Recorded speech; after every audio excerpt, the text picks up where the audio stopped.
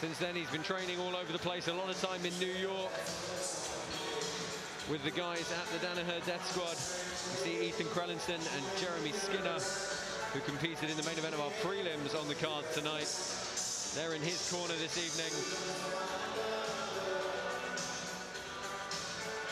We did actually also see him at Polaris 8. He won the light heavyweight belt by beating Keenan Cornelius. And you know what? We thought this weight cut was going to be really tough for him to get back down to 185. But, you know, in the 10 days before, he got about 20, 21 pounds and rocked up at the weigh-ins, made weight. And I haven't really seen him do anything other than eat since. Yeah. Craig cuts weight a lot for grappling matches. I've seen him compete on quintet at 90-something kilos, cut down to 85 kilos 2 days later, whilst flying across the entire world to get to KASAI. So he is he's a seasoned vet when it comes to doing that. Yeah, it's always interesting. I always wonder how the long flights affect the weight cuts. And, you know, Craig Jones managed to pull it off pretty easily, but so did Matheus Lutes. You know, I think he was rocking around about 205 when he got here and dropped to 185. So they're probably similar weight, to be honest. A lot of mass. Should have just agreed to do this at 205. Bit of a height advantage for Craig Jones, though. He is in the black spats and shorts, white shorts for Matheus Lutes. This is going to be interesting now. I don't expect either grappler to pull guard. I think they're going to really work on their wrestling, see who can put the other one on the back. Well, Lutes with the single here, head on the inside, looks to shuck to the back. Jones stops him with the overhook. Matheus Lutes always comes out very, very aggressive. This is great for these kind of matches. I mean, that is one thing that the height disadvantage is better for. It's a bit quicker to get underneath your opponent. Let's see. We know Jones has got some good judo. Yeah, he likes to throw off the clinch, so... Let's see. They're going to fight the grip. So far, Matheus picking up that leg twice now in pretty rapid succession. Not able to finish it, but still. Nice tactic to bring him back into the mat as well with the single leg so he can complete it. I know Matheus Lutes heading straight back to the US after this and straight over to California for the World Championships next weekend. Again, looking to go to the back of Jones. Yeah, I think Craig's looking for that throw. Yeah, you see every time that Craig Jones tries to foot sweep and just grabs that leg and picks up the single. I've seen him hit huge Haragoshis off overhooks in defense to singles and back take attempts. So Lutes is going to have to be a little bit wary. But they're fighting for inside position here, outside foot trip attempt. Yeah, Craig does have this wrap now that he could use to throw. Yeah, he's trying to stay attached to Lutes, who really frames and pushes off the face, and just acknowledging the fingers getting in the way a bit there. Josh Palmer, Tom Barlow and Dan Strauss bringing you the action this evening. One more bout coming your way in the featherweight division.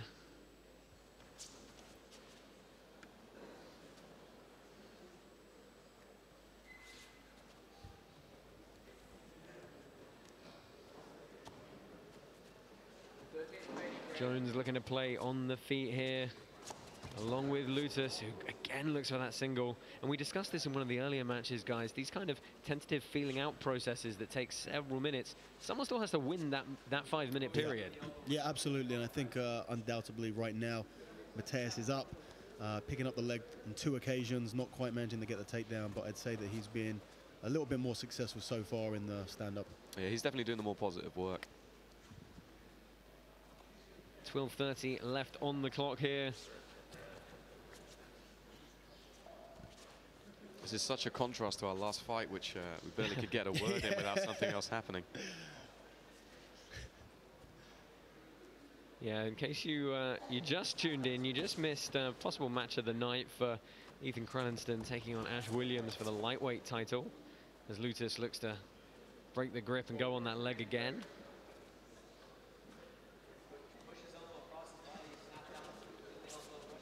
Very loose Russian tie for Jones briefly.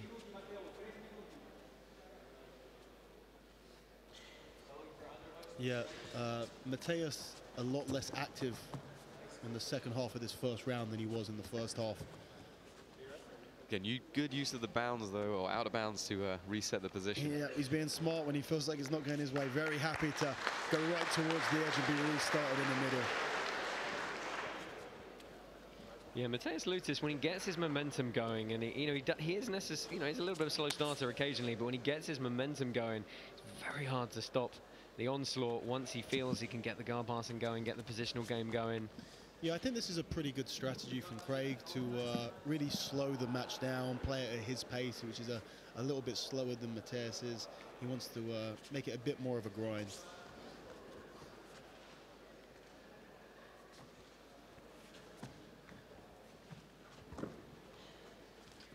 Lutes with that inside head position, looking for a trip of his own. We're through the first 4 here.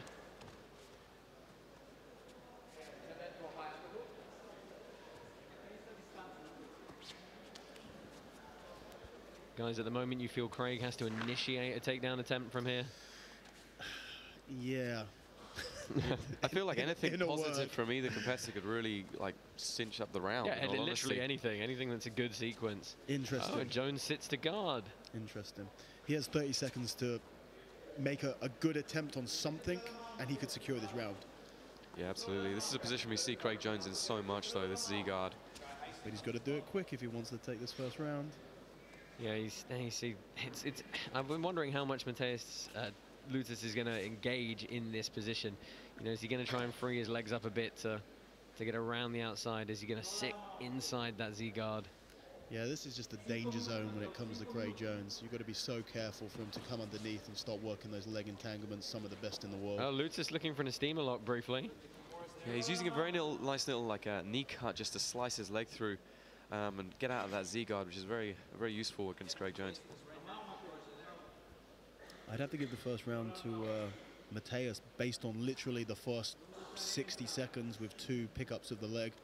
I mean, it's a tough one, isn't it? Because it's a quirk of the scoring, and that you can nick around and someone can win around dominantly. And most of the time, you know, that they're pretty much going to be scored 10-9 the same way. So well, I don't it think makes it a lot more tactical. There's no option of scoring a 10-8. Well, there you go. That's your answer. That I'm aware of. I think it's just 1 point for a win of the round. Simple as that. So it really does play into a very tactical game, and of course it's a mechanism to try and push the pace a lot more. But you know, it's up to the competitors to embrace that. Yeah.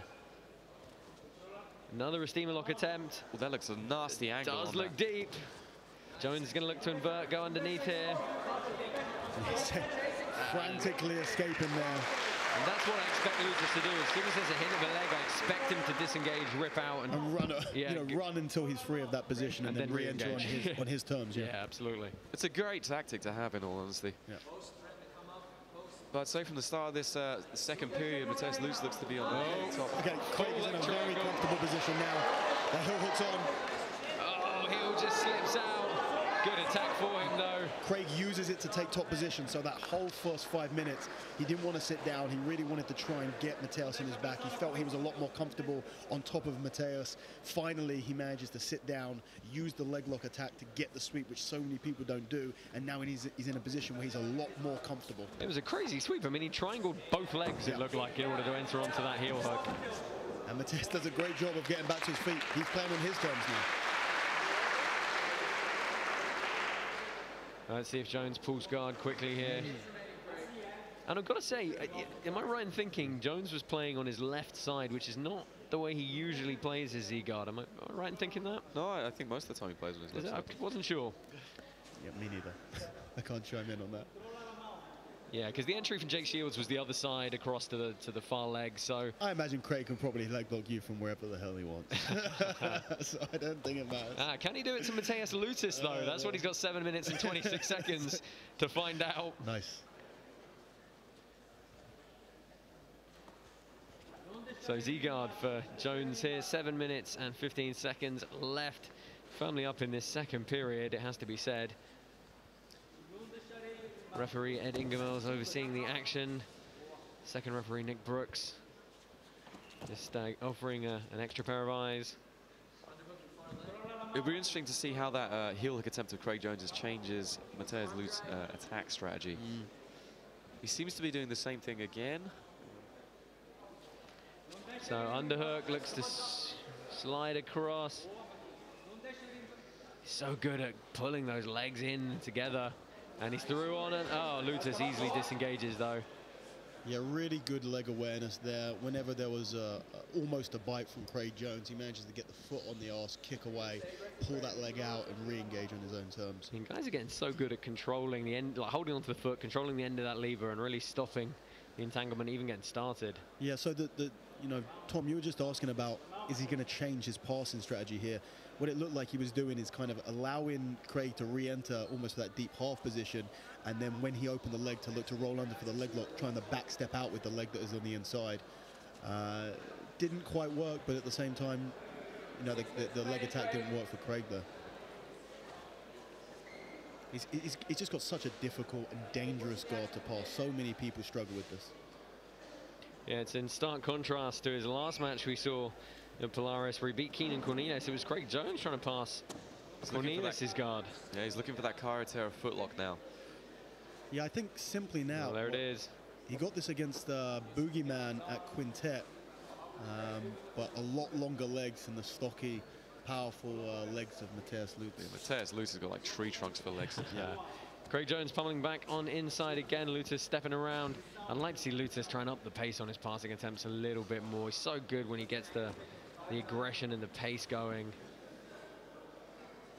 But we're about to see out that second 5-minute period here, and I think it's very definitely going to go to Craig Jones. Yeah, I think just like the last title match, we have 1 round apiece, and it all depends on what happens in the next 5 minutes. Well, let's see if the corners relay that information to the mat. There you see the corner of Craig Jones.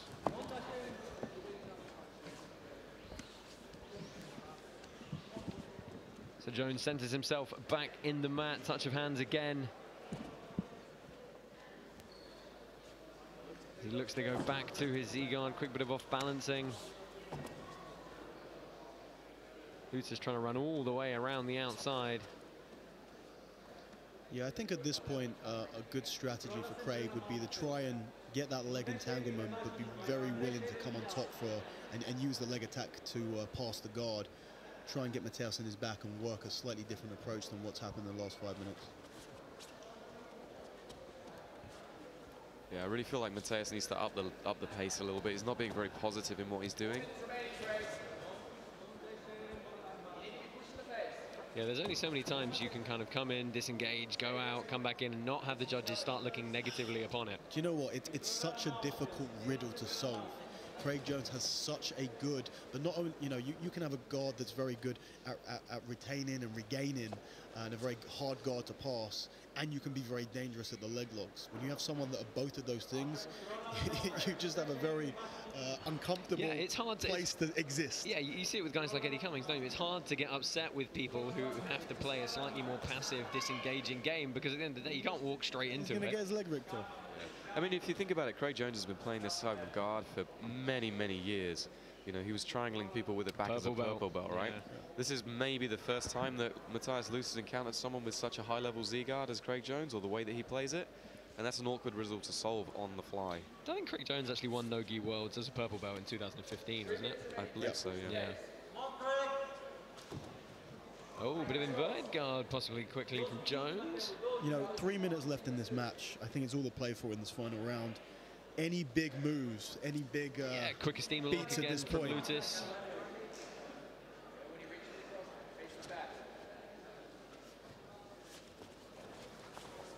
Jones regards after Lutes sprawls the leg, and a little bit of a shake of the head from Lutes there. Frustration there. Exactly. That was probably, you know, one of the closest.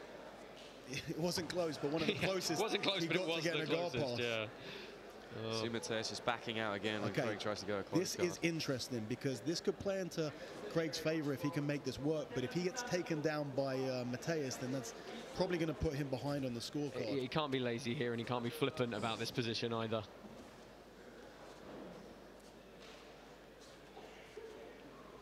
So Lutes framing on the face there. It's Jones with the inside collar control. 2 minutes remaining, Craig.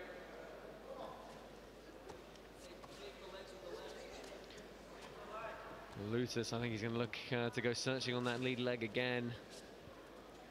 I'd like to see both guys just really trying a little bit more to win and like consolidate it in the judges' eyes. That's what I mean, minute 45 left. Finally we get a good little clinch and right at the edge of the mat. You know what though, I'm going to say nobody's gone off the edge of the mat yet tonight. I know, we can only hope. One and a half minutes of this and one more match. So jumping guard pass attempt from Lutes. This really, if you're just tuning in now, this has been the story of this bout for the most part. Matheus Lutes trying to very loosely pass the guard of Craig Jones. It looked like Craig was thinking about trying to take top position after that leg attempt there. Matheus really wise to it and just pushing him back down, keeping him on his back. Well, I mean, that kind of movement's going to play into his favor, though. You know, he sat down, he engaged into his guard, tried to get the leg entanglement. That's all positive work from him. Yeah. This is another really difficult title match to call. Stuff like these, these little steamer locks that force an inversion or something to escape. But here, Jones has collected both legs now. That S-grip all the way around. This could be it. This could be the big moment of this last round. But Matheus gets her legs out again. So slippery.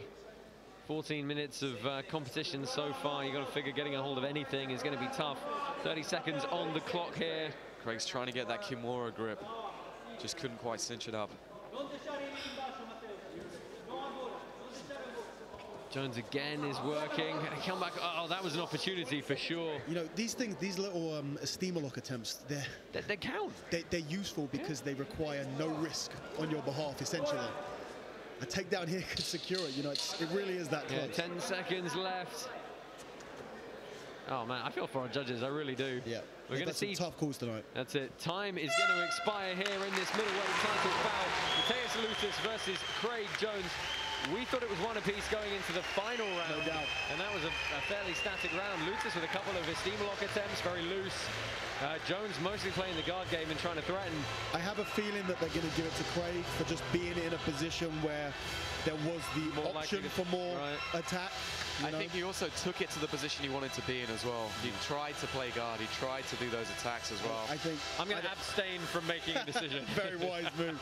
Take some of the replays. You guys talk us through this. I'm going to get ready to talk to whoever comes out on top. So here we can see one of those attempted steamer locks from Matheus Lutes. They're just cheeky little things you can throw in there to try and sway the judges, make it look like you're going for attacks the entire time. Yeah, I mean, that's a nasty bend on the foot, so it definitely looks like it's going to be hurting. Realistically, absolutely nothing on Craig. This was probably the best attack of the match. You know, he had a deep bite on it. And you see there's a pop where that foot pops out. The foot doesn't pop, but the foot pops out of position. Very close. Absolutely. Very close. And again, you see Craig Jones working onto that kind of a Kayatera footlock position here. Just can't quite cinch it up. Matheus Lutes just working around that guard, trying to pass, and then forced to abandon again. Very close match. Hate to be a judge again right now. Yeah, absolutely. It's not something I want to do. This is close to the end of the fight and close to the edge of the match. Okay, let's pass over to the announcer for the official decision.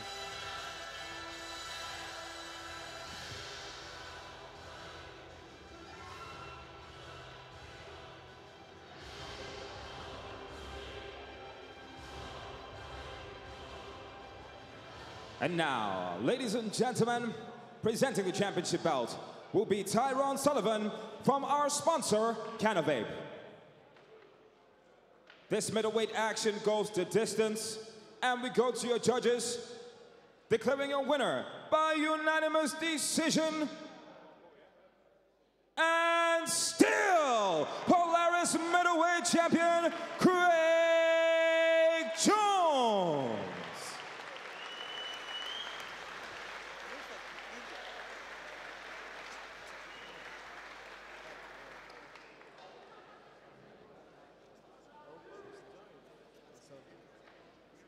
I am here with our retaining middleweight champion, Craig Jones.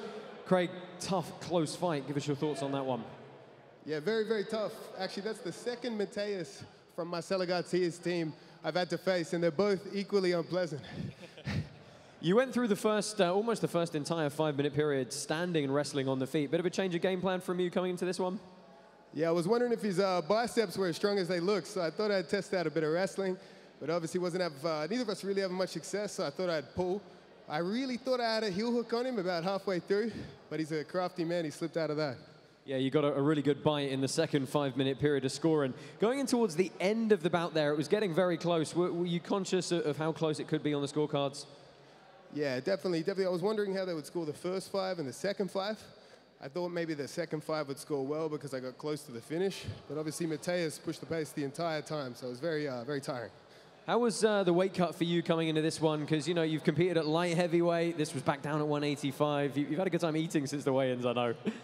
Yeah, I've been eating a fair bit. I think I was 93 kilos about a week ago, so I had to cut about 10 kilos for this one, which, yeah, that's a horrible time. You're looking forward to coming back defending this belt again? You're going to be busy. You've got the light heavyweight belt and the middleweight belt. Yeah, definitely going to be very busy. I was really hoping to get a Rafael Lovato match at 205. Obviously, he's facing Gegard Mousasi in Strikeforce, so depending on how that goes, it'd be an honor to have Lovato at one of the next Polarises. Oh, man, I'd love to see that. We'll let you go celebrate. Ladies and gentlemen, your champion, Craig Jones. We're going to go grab a quick word with our runner-up, Matheus Lutes. Matheus, how are you feeling after that one? Disappointed, I'm sure. Of course. Everybody step up here, want to win. And I'm disappointed that I lose. But at least I lose to somebody who fought against me. It was a very open match. Both of us attack. I hope everybody here love it and like it. Thank you, Kay. Thank you, everybody come here today. Thank you, Craig. Thank you, Polaris. I appreciate everything. It's been a pleasure having you. Ladies and gentlemen, your runner-up, Matheus Lutes.